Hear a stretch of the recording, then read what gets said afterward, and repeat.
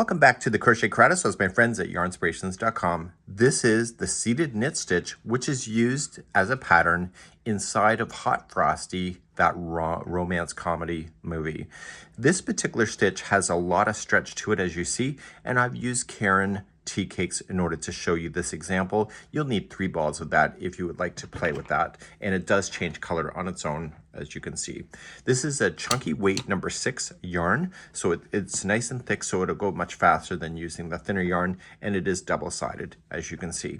So I'm going to teach this from a beginner's perspective. We use video chapters, which you'll find in the video description, as well as pinned comment, and as well as a written instruction download for you to have if you would like to be able to have that as well. So let's talk about our knitting needles first. The knitting needle that you'll use is an 8mm size US 11 needle. It here is shown as a circular knitting needle, so it's attached from one side to the other and it's just holding onto the cord. We're going to be using the longer sticks here, and the sticks here are 10mm size, so it's a bit thicker, like thick wise. So the thicker the needle, the chunkier the stitches will look, and I think this is a really good look on its own. For demonstration reasons, I'm going to be using some yarn that I have in my stash, and this was called Caron Sprinkle Cakes, and it has a fleck in it that you will see that pops up, and this was really fun yarn, but it's also the same thickness of the yarn that we are currently using here. So this particular download has information, so you'll need 3 balls of the Caron Tea Cakes if you'd like to have one. It is 6 inches when it's not stretched. When I pulled it, it's 6 inches, and you will find that it's just a nice, easy repeating instruction, just like you see. In today's video, we're gonna go from cast on right to actually doing it, and then cast off, and I will be doing this for beginners, so we'll show you right from the very start. So sitting down in your chair, the yarn that will be feeding your project will be coming from this direction. It can also come from this direction over here as well. So you want to make sure it's there. If you put it on this side, it's going to cross into your work and be a real pain in the ass. So let's begin and start a slip knot. To do the slip knot, we're going to do the leapfrog concept. And what this is that you're going to take the tail and you're going to wrap around your finger twice. Just like that. I'll hold so you can get that. Okay, so just point your finger and wrap it around your finger twice. And then just move this so that your other fingers can hold this. We have videos for these kind of techniques available on this channel. This is called the slip knot. So we're going to take this yarn and we're going to jump it over top. So we're going to leapfrog it over. And then we're going to take the new one right here. And it's so excited to leapfrog, so when you pick it up, go right up over top of your finger, and that will create the starting knot. There are many ways to do a slip knot. That's the way my mom showed me, and that's the way that I prefer. So if you wrap it around your finger twice, just do the game of leapfrog, and you're good to go. And so now let's put this onto our knitting needle. So let's put this onto our knitting needle. So we're just going to slide it on. So slide it onto this needle here. And when you tug on it from the strand that is going to the yarn ball, pull on it, but don't pull on it so tight that you're choking your knitting needle. So it should be able to slide, right? So you'll do that. You're going to take the other one and you're going to then put that into your other hand. But we have to figure out how we're going to be yarning over and putting it into this needle when we go to be able to knit. So the best way to do it is grab your finger. Okay, there's many ways of doing it. And just grab your pinky and rotate over, and then under your hand, and then over your pointer. I'll show it to you again. So grab your pinky, circle it around your pinky, and come up on the underside of your hand, and then out between your driving finger and your pointer finger, just like this. One more time. So loop around the front of your hand and behind your pointer finger. So when we go to play with this, we're going to use our pointer finger to be able to loop it over top of the needle. So we're going to put this into your hand, and we're going to start the cast on process in the way that I prefer, but again, there's many ways to do it. To do the cast on method, okay, we're going to do it this way. So you're going to take this needle and you're going to insert it through the loop and keep this needle on the back. So it's inside the loop, as you can see, and it's on the back side. You're going to grab this yarn that is going towards the yarn ball, and you're going to loop it around your finger and get it ready to go. You're going to take this one and we're going to wrap the back needle and pull forward onto that needle, and you're just going to flip that yarn strand through. So by pulling it down, you flip it forward and you slide up. You were then going to take this one and put this back onto this needle. So you're going to pull up and rotate it around and use this one right here to scoop it underneath. So you can use your fingers and scoop it and collect it. You do not want to be tight with this. And you're just using that needle to push it onto this one. And we're going to keep doing that until we have the number 23 stitches on board. If you would like to change the multiples of this, it's multiples of 4 plus 3. So every 4 loops, 4 loops, 4 loops, add 3, you'll have balance. So to go again, you're just going to go into this one here, yarn over the back needle and flip it forward.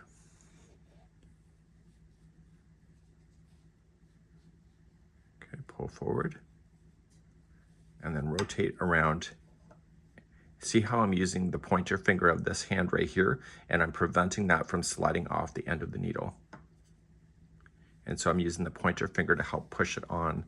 So I want it to get it to the thickness of the diameter of the knitting needle. I don't want to stay down here so that all the stitches remain the same. So you're just going in, wrap the back one, and you pull down and flip forward, pull up, and rotate underneath, and pull on. So I now have 4 stitches on board, so I need a total of 23. So I'll show it a couple more times. So in, wrap the back, pull through, and put on. So now I have 5 loops on there, so I need a total of 23. And in time, depending on how experienced you are, this gets really fast to do. The trick is not to be too tight. Okay, so I want you to keep on going so you can count a total of 23 of these loops on this needle and meet me back here and put me on pause now.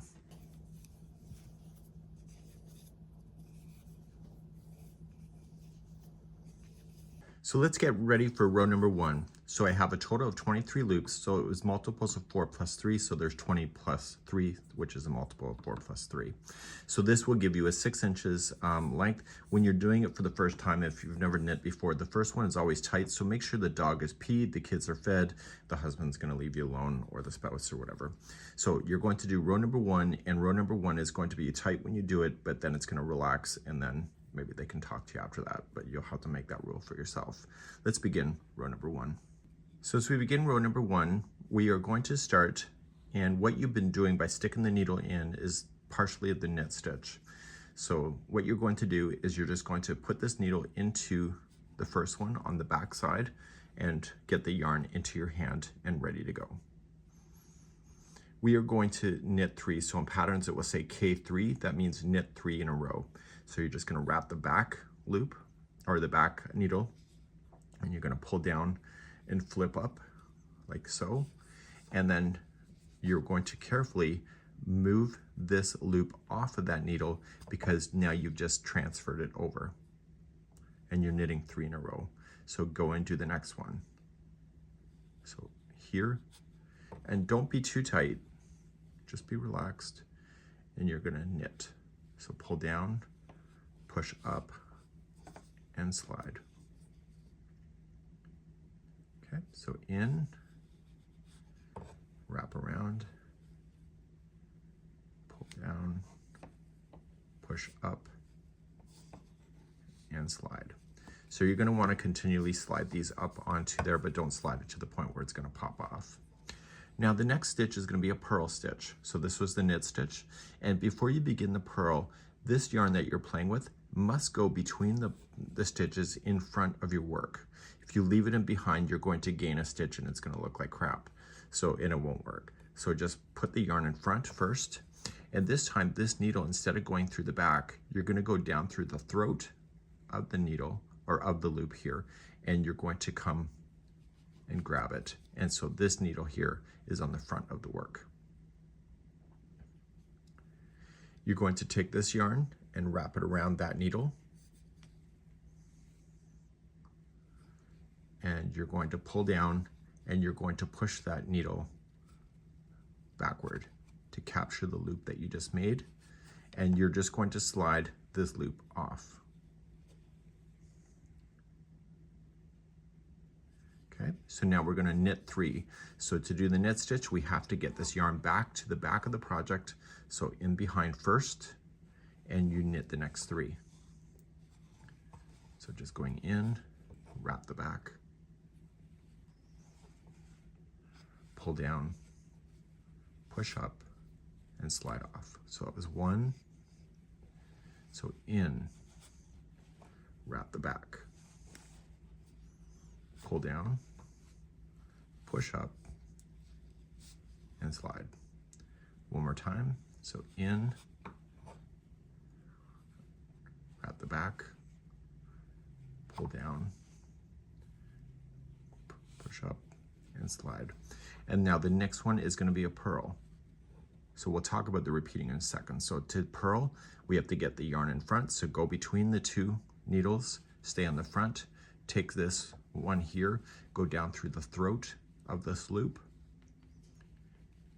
and stay on the front side, wrap,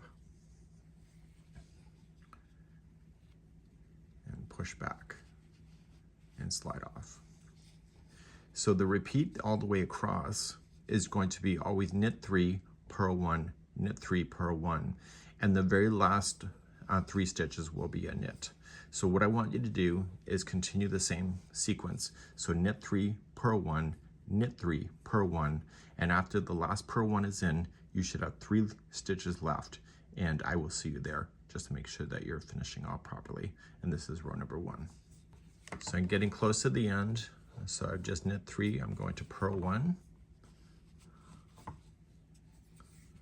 and that leaves the final 3 that are here. And so move the yarn back and knit the final 3. And you're going to notice that the yarn that you just did on the needle that is right here that I'm wiggling is a lot more relaxed because your first row is complete. So once you have that done, this needle is empty, just kind of push it out. You can see it more. And I want you to do something to this before you move on so that you'll never lose track on what side that you're on. With a crochet hook or a tapestry needle, you'll need a tapestry needle to finish. Just loop it in half like so and put it through the tapestry needle, just like that. And what I'm going to do is that I'm going to go into some stitches on this side. So I'm just going to grab just one. Okay, and I'm going to pull that through. Okay, and stop when you see the exposed loop, and just pull this completely off and just put the 2 strands through that loop. And so whenever you see this, you're going to see this is the right side of the work. So if it's missing, that's the wrong side of the work. And you'll notice that was indicated on the pattern as well, a right side and wrong side, because whenever you're on the right side, you always start a certain way, and whenever you're on the wrong, it's different. So let's turn our needles now around, and we're going to begin then row number 2. So just switch hands and let's begin. Let's begin row number 2. I'm going to show you a technique which is called slip 1 knitwise, and we're going to do that now for the remaining of this project. And when you're new to knitting, the edges always look like sin. So if ever sin had a look, it's the way that knitting can look on the edge. And so what we want to do is that we want to slip stitch the first one. So when we go in just like we're about to stitch, but we don't want to, and we're just going to slip it off. And that was the slip 1 knitwise. The yarn should already be on the back of the project. Okay, so in behind. So now the next one out, because it's row number 2, is that you're going to purl. So you want to move the yarn in front first, and you were going to go down through the throat with this in front and wrap and flick it backward. So just kind of moving stuff up. So the next 3 in a row will always be knit. So we're just gonna make sure that the yarn is on the back. So it was on the front, go through the back first, and then just knit the next 3. So we only change the position of that if we're switching those stitches. So we knit the first one, so 1, knit the next one, and knit the next one. So after the 3 are done, what do you think we're gonna do? That's right, we're gonna purl. So we move the yarn in front, go down through the throat, wrap the front needle, and flick backward. And then what's the next 3? Yes, it's a knit stitch. So you're gonna move the yarn behind first, and then you knit the next 3. And that's gonna be your repeat throughout the whole thing until you get to the very end of row number 2. Okay, so doing that same repeat is going to leave you 1 loop left onto your knitting needle. So those 3 are done, so you purl, and then knit the next 3. Okay, so what I want to do is continue that around. So knit 3, purl 1, knit 3, purl 1, and if your sequence is right, you should just have 1 stitch that will be left on the loop on this side. Let's see you at the end of that, and put me on pause now. So I'm on the second last stitch before I hit the edge. This is a purl 1, and as I promised, it will leave 1 stitch that's left at the end. You need to knit the last stitch. So move the yarn behind and knit your last stitch. And this was row number 2. Okay, and so you can see now it's looking pretty lovely. You really can't see much of it happening yet, but it will in time. And let's flip this around and start row number 3. And row number 3 and 4 is the repeat for the remaining of the pattern. So row number 3 is almost identical to row number 1. The difference is that I want you to slip purlwise. So slip knit purlwise. So going on in, instead of knitting it, just slide it on off. And then you're going to knit the next 2 in a row. So the yarn is already in the back, so you can just leave it there and just knit the next 2 in a row. And now the next one is a purl. So we're just gonna bring the yarn forward and purl the next one.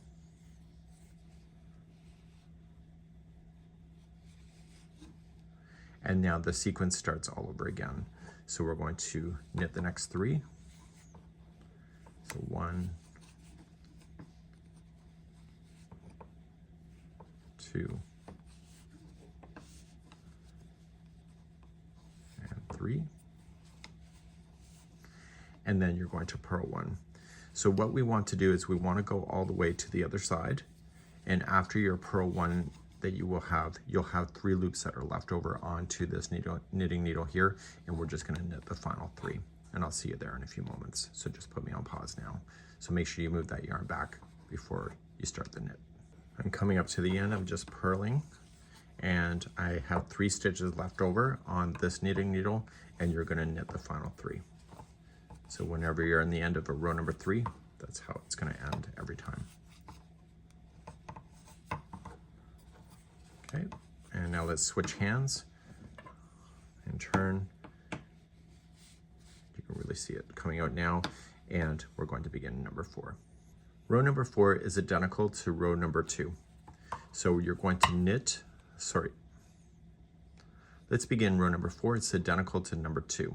So you're going to slip the first one knitwise, so going on in, slip it off, and then you were going to purl the next one. So the yarn was already in the back, so move it to the front between the needles and purl the next one. So just remember, there's always 3 knit stitches in a row. So let's move the yarn back, and you're going to knit the next 3. And you're going to start seeing the pattern developing before your eyes. So we're knitting 3 in a row.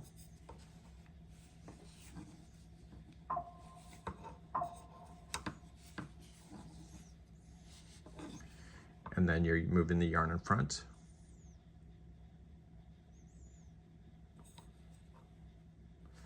And you're going to purl.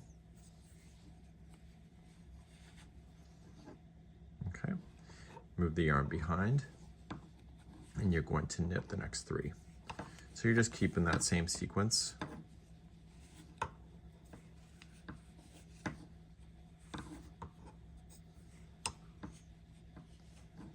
Okay, and then purl. So in this case, the yarn is changing color on its own. The Caron Tea Cakes do the same thing. So then I want you to knit 3, purl 1, knit 3, purl 1, and when you get to the end, there will be 1 loop left over after the purl, and then you're just going to knit that, and I'll see you there in a few moments. So I'm finishing the second last one. So that was a purl, we move it, and we knit the last one. So what you need to do, there's time markers in the, it's called video chapters, in the video description, and also pinned comments. And you're just going to go back to row number 3. And if you stretch this out now, you can really see how the stitch work is going to happen. So these here is going to create the ridges and the bumps, because the ridge is here, but if you turn it over, the ridge is right here. It's in between. So this is where the other ridge is. So when it starts to work out, you're going to see it's going to compress on your knitting needles. It's going to compress on its own, but on the knitting needles, it looks more stretched. So I want you to repeat rows number 3 and 4. I'll put in the video description, there's a link for the free pattern. I'll put instructions in a video format there on how to change the yarn. I'd recommend that if you are switching balls, then you switch on the very edge of a row. It's just a lot easier, and so you want to keep an eye on your balls to make sure that you get enough to you can get all the way across and only change on the ends, but that's up to you on what you would like to do. So please continue rows number 3 and 4. So let's do the cast off. We're going to want to cast off in the way that the stitches are lined up. So if you cast off and just do a knit stitch cast off, it's going to make the edge look like sin. That's my word of the day. So you want to make sure that you've ended with doing a row number 4, and now you're, as if you're about to start row number 3, this is when you'll do the cast off. So what we need to do is that we're going to do row number 3, but this time we're going to cast off as we go. So let's get our knitting needle into our hands. And so I want you to slip knitwise the first one, okay? And with the yarn in behind, we want to knit the next 2, but we're going to cast off. So we're going to start by going in, and we knit, and we pull off.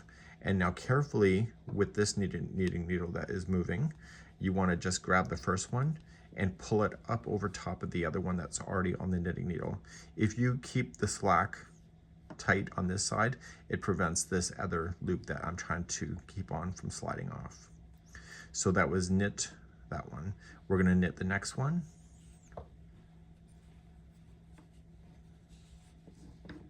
And then we take the first one and we slide off. This is called the bind off. Okay, so now the instructions would tell us that the next one is a purl, so move the yarn in front first and purl it.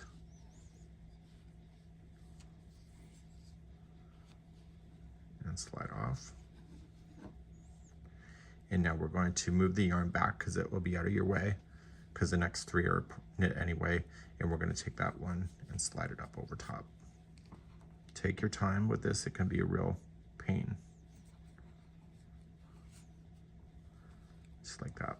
So the next 3 are knit, so you're just going to go in and knit. And always taking that one over the top. So we knit the next one.